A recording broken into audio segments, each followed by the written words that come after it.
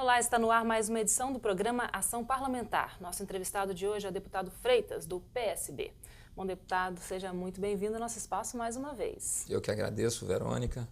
É uma satisfação estar nesse programa, que é um programa nosso, da nossa TV Assembleia, e uma oportunidade que nós temos de levar para todo o povo capixaba as nossas ações aqui na Assembleia Legislativa do Estado do Espírito Santo. Bom, vamos começar então, deputado, falando sobre educação. O senhor é presidente da Frente Parlamentar de Apoio à Implantação de uma Universidade Federal no norte do Espírito Santo, né? Na verdade, é uma iniciativa que pretende transformar a CEUNI, né, lá de São Mateus, em Universidade Federal. Como é que estão as discussões para que esse empreendimento passe de fato a valer? É verdade, Verônica. O Estado do Espírito Santo é um dos poucos estados da federação que ainda conta com somente uma universidade federal. E a gente observa que a nossa população já é igual, maior do que a população de alguns estados, exemplo do estado da Paraíba, que tem a capital João Pessoa, exemplo do estado do Pará. São estados com população parecida com o estado do Espírito Santo e conta com 2, vezes 3 universidades federal, e a gente tem conhecimento que ainda no governo Lula ele deu iniciativa de um programa de expansão do ensino superior gratuito no nosso país e a expansão, portanto, das universidades federais. Daí nasceu um movimento mais forte no município de São Mateus e em todo o norte.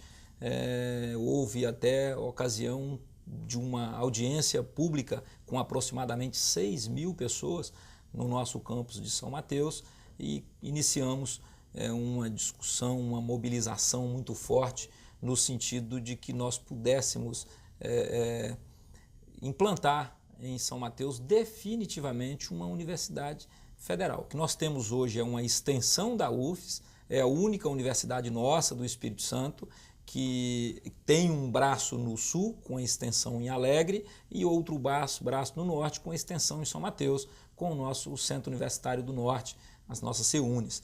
E dentro do programa de expansão que o governo Lula estabeleceu, ele prioriza nesse programa, o programa por si prioriza mesorregiões, ou seja, macro-regiões que não necessariamente estejam no âmbito de um único estado. Então, isso a gente atende. Nós estamos dentro dos vales do Cricaré, do Mucuri, do Jequitinhonha, e nós temos uma abrangência grande no norte do Espírito Santo, no sul da Bahia e no nordeste de Minas. Uma abrangência aproximadamente de 600.000 pessoas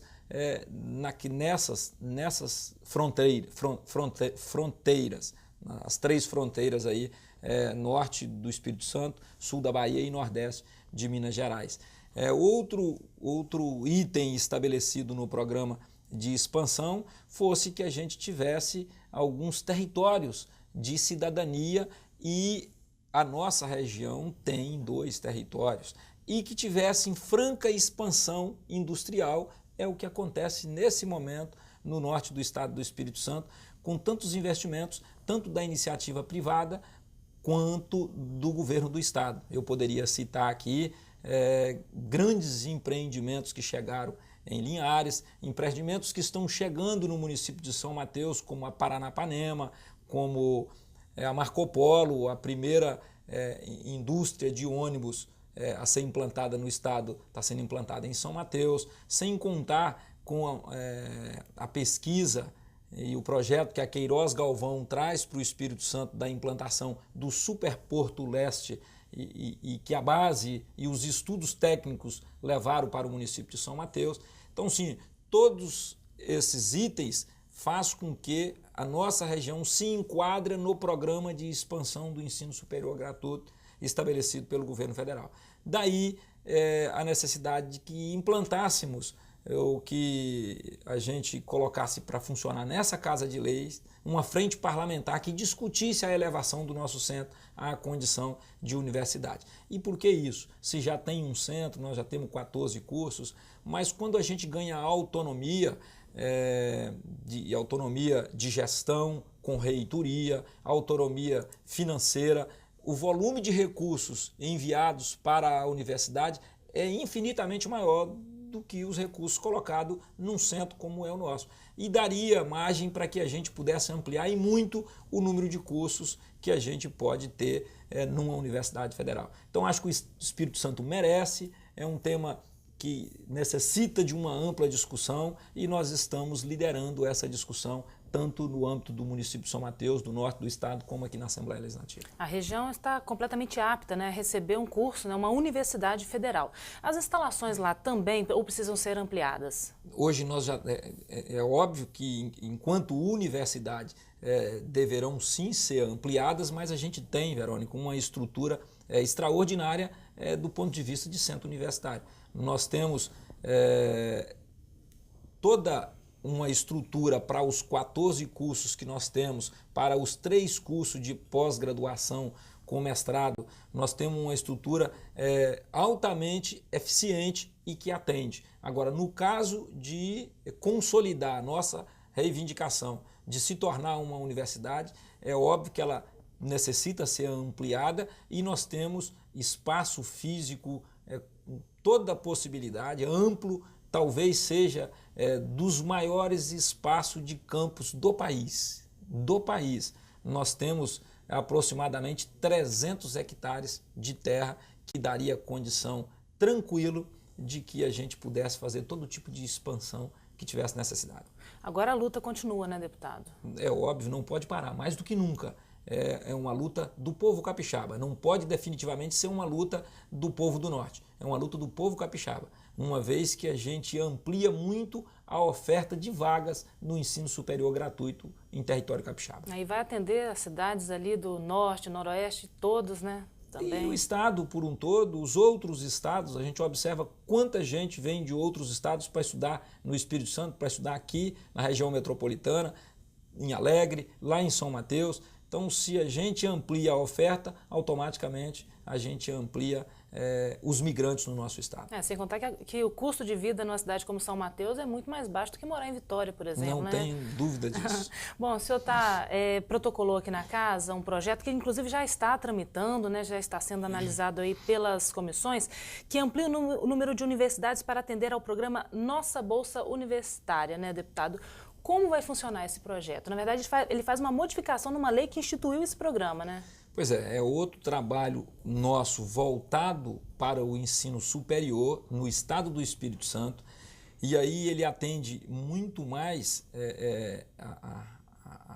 as instituições privadas do que propriamente os alunos. Mas uma vez atendendo as instituições privadas, fortalece a vida dessas universidades, a vida financeira dessas instituições, para que elas também possam atender muito melhor os nossos alunos. Alunos que estão inseridos no Nossa Bolsa. Nossa Bolsa é um programa do governo do estado e é importante a gente falar disso, porque muita gente não tem conhecimento do que seja o programa do governo do estado de bolsas para ensino superior gratuito. Nós temos Nossa Bolsa hoje tem aproximadamente 5.000 alunos contemplados nas universidades privadas com custo para o governo do estado, com custo total, bolsas pagas pelo governo do estado. E qual que é a forma de se inserir? Entrar no site da Secretaria de Ciência e Tecnologia, fazer a sua inscrição, participar do Enem, ter estudado somente em escola pública e, a partir do momento que você não conseguiu se inserir na Universidade Federal, você pode concorrer com alunos que estudaram também em escola pública e escolher na sua região qual é a instituição privada de ensino superior que tem na sua região e que tem o curso que você deseja. E aí você vai concorrer com outros alunos no mesmo patamar que você e o governo do estado, uma vez aprovado, o governo do estado vai bancar todo o curso que você escolheu na sua região. Isso é extraordinário e nós temos aproximadamente 5.000 alunos estudando nas instituições particulares, privadas, com curso para o governo do estado. E o que é o projeto de lei que nós apresentamos? Essas universidades, elas têm os cursos já autorizados pelo MEC, pelo Ministério de Educação, e e a partir do momento que estão com os cursos autorizados, elas já podem se inscrever no programa Nossa Bolsa do Governo do Estado. Só que elas só vão receber os recursos das mensalidades dos alunos que estão estudando a partir do momento que esses cursos são reconhecidos pelo MEC. Então a nossa proposta, ela vai fazer com que a partir do momento que o curso esteja autorizado, essas instituições já possam receber as mensalidades dos alunos provenientes do Nossa Bolsa estudando nessas instituições. Bom, deputado, sem dúvida é uma iniciativa que só vai melhorar esse projeto, né? Eu não tenho dúvidas que fortalece a vida financeira dessas instituições e dá suporte para que elas possam oferecer cada vez mais opção de cursos em cada micro-região, em cada macro-região do nosso estado. Bom, senhor, vamos mudar um pouquinho de tema, né? Falar um pouquinho de economia agora. O senhor também faz parte da Comissão de Finanças e acompanhou, né, algumas reuniões, presidiu inclusive a reunião que aconteceu em São Gabriel para poder ouvir a população sobre a aplicabilidade dos 78 milhões de reais que serão destinados àquela região. O que é mais prioritário hoje para a região Norte e Noroeste? Verônica, a gente já está comemorando, nós estamos felizes de observar que a região ou as regiões, as micro-regiões do estado do Espírito Santo ganharam representação parlamentar, principalmente nessa legislatura. Quando em 2006 eu estava em campanha para vir para a Assembleia, o que me levou a disputar uma eleição, eu que venho da iniciativa privada e que não tem raiz nenhuma na vida pública, eu não tenho nenhum parente que já militou na vida pública, mas o que me trouxe de São Mateus para a Assembleia Legislativa foi buscar representatividade política no âmbito da Assembleia Legislativa para a região norte e do extremo norte e noroeste. Em função de que na legislatura anterior a esse tempo, 2003 a 2006, o Grande Norte tinha apenas um deputado numa Assembleia de 30. Então eu achava essa representatividade pouco representativa e que não dava resultado para a nossa região do ponto de vista de investimentos do Estado na região. Então, assim, nós estamos comemorando porque nós somos 11 deputados dos 30 da região e automaticamente essa representatividade ela se reverte em investimentos, porque os deputados ele busca, além de apresentar projetos de lei, além de fiscalizar o executivo, é óbvio que ele busca atender às demandas, às reivindicações da sociedade civil da sua região. Então, assim, nós temos elevado o valor de investimento ano a ano, esse valor que você colocou aí de 78 milhões de reais exclusivamente para micro noroeste aí, ele vem aumentando ano a ano e o governo passa a descentralizar esses recursos em investimentos que atenda em cheio a geração de emprego, a geração de renda e as políticas públicas de inclusão social.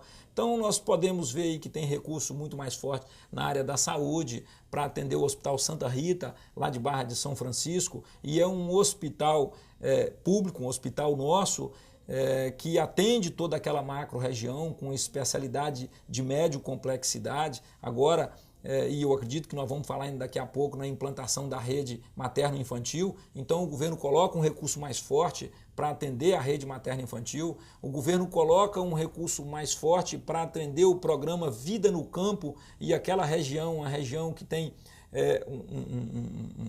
uma forte vocação para a produção de café, e isso, cada dia que passa, a gente observa que diminui o tamanho de áreas plantadas, então é muito mais a partir da agricultura familiar, e o programa Vida no Campo tem recursos para poder atender tanto projetos como novos plantios, como expansão das suas lavouras, enfim.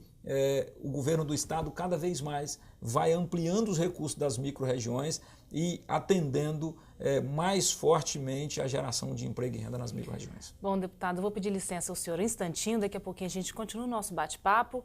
E você que está em casa acompanhando a ação parlamentar, não saia daí, daqui a pouquinho a gente volta.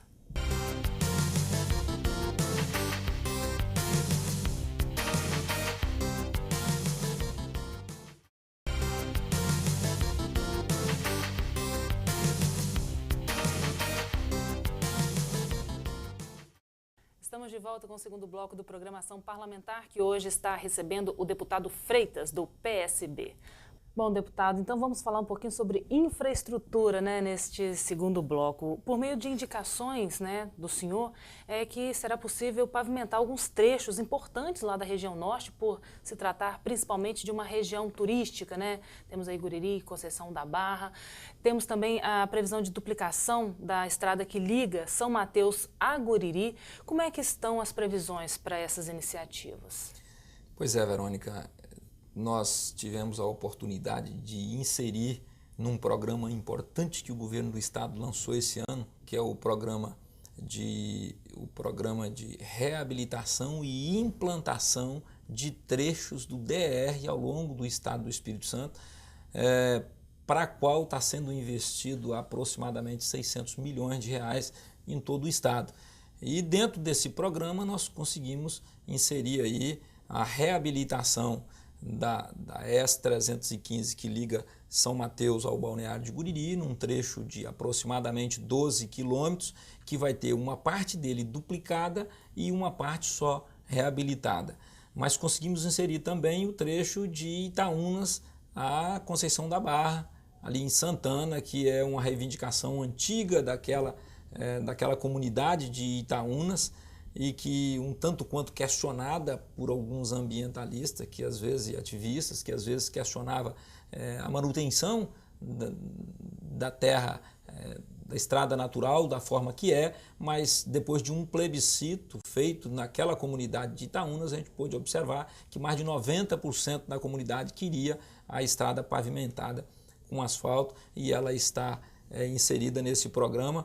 Além dessas duas, nós conseguimos também colocar a ligação de São Mateus a Boa Esperança, também na ES-315, é um trecho de 53 quilômetros, que está todo projetado, e todos esses trechos que eu estou dizendo para você que estão todos projetados, projetos prontos e já licitados, alguns concluindo a licitação para a ordem de serviço ainda, talvez em dezembro, no início do ano que vem.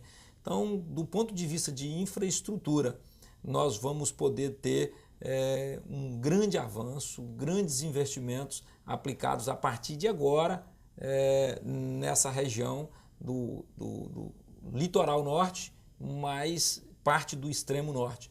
Então eu falei de Guriri, São Mateus, de Itaúnas, Conceição da Barra, de São Mateus para Boa Esperança, mas tem também a reabilitação através do BID, através do empréstimo com o Banco Internacional de Desenvolvimento, que amplia a rodovia que liga Pinheiros à BR-101, essa já está em obra, e temos também, dentro do programa de reabilitação e implantação, um trecho de Ecoporanga a Ponto Belo, que também está licitado, e é um trecho importante lá para o extremo norte. Então, estamos comemorando grandes investimentos, como eu já falava com você, quando a gente falava do tema de finanças, do tema do orçamento. Cada vez mais o orçamento está sendo muito objetivo e distribuído de forma mais equânime em todo o território capixaba, contemplando tanto a região metropolitana,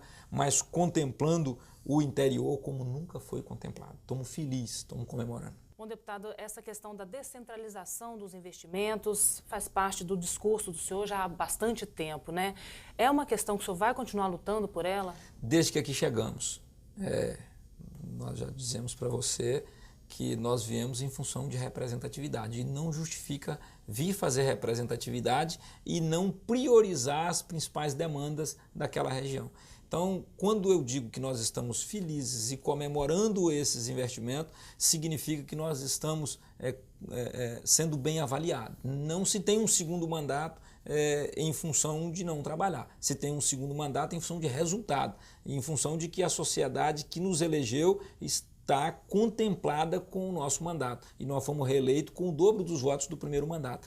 Então, nesse segundo mandato, nós estamos trabalhando muito mais, até porque nós já estamos com uma relação muito fina com o governo do estado, com a maioria dos secretários. Nós somos do mesmo partido do governador, isso facilita uma relação. Nós temos uma relação muito fina dentro do parlamento com companheiros deputados. Então isso tudo facilita uma articulação para que a gente atenda às demandas da nossa região. Agora, observando a forma com que é distribuído os recursos do governo do Estado em todas as regiões, eu penso que o Estado hoje olha com um olhar mais amplo cada cantinho desse Estado. Nós podemos citar como exemplo aí programas de políticas públicas de inclusão, o programa Incluir, programa do governo do Estado, um governador muito atento com as principais demandas do Espírito Santo. Nós já temos um programa do governo federal que é o Bolsa Família, mas que quando você vai observar com detalhes, o Bolsa Família não vinha atendendo todas as famílias que têm necessidade de a mão do governo, a mão do Estado de Direito, em função de que o Bolsa Família, as pessoas têm que irem até as secretarias municipais de ação social e se cadastrarem no Bolsa Família. Nós temos ainda no nosso estado algumas famílias em cantos distintos desse estado que sequer têm cultura para ter conhecimento que tem um Bolsa Família, que elas não têm a iniciativa de ir buscar essas secretarias municipais de ação social. Daí o Estado pensou um programa que é o programa Incluir, que não espera essas pessoas virem até o programa. O programa Incluir, ele vai identificar essas pessoas onde que elas estão. Exemplo disso é que esse programa foi lançado no município no distrito de Cristal do Norte, lá em Pedro Canário. Talvez esteja o local de maior pobreza e de maior carência de cultura, de educação do nosso estado. E pessoas abaixo da linha da extrema pobreza, que não tinha sequer cultura e iniciativa para ir buscar se inserir em qualquer programa de inclusão social. E aí o programa Incluir está alcançando essas famílias estado afora e fazendo com que os recursos do governo do estado sejam distribuídos de forma muito igual e oportunizando realmente todas as pessoas do Espírito Santo. Entendeu? Mas além das políticas públicas inclusivas, nós temos programas de desenvolvimento. Entendeu? E aí a gente procura desenvolver todos os setores. Não adianta viver, e eu costumo dizer sempre isso, não adianta viver num momento no nosso estado em que o ciclo de desenvolvimento é o petróleo e gás e a gente dá atenção exclusiva para esse ciclo de desenvolvimento. Nós temos uma fonte de receita e de geração de emprego que é o nosso setor produtivo agrícola e que ele não pode, em hipótese nenhuma, deixar de ter a atenção muito forte do governo do estado e vem tendo cada vez mais forte. Eu tenho convicção de que o percentual do orçamento que é investido na agricultura no estado do Espírito Santo provavelmente deverá ser um dos maiores dos estados federados do Brasil. Significa que nós estamos atentos para todos os setores, fortalecendo todos os setores e talvez em função disso o estado do Espírito Santo vem passando por esse momento extraordinário de, apesar das dificuldades que Brasília nos impõe, que o Congresso Nacional, que o governo federal estabelece cada vez com mais corte nas receitas do Espírito Santo, mas a organização política, a organização econômica que nós alcançamos tem deixado o Espírito Santo num estado de vanguarda e nós precisamos estar atentos, comemorar, estarmos felizes, mas atento, porque se a gente não tiver vigilante, a gente perde essa organização.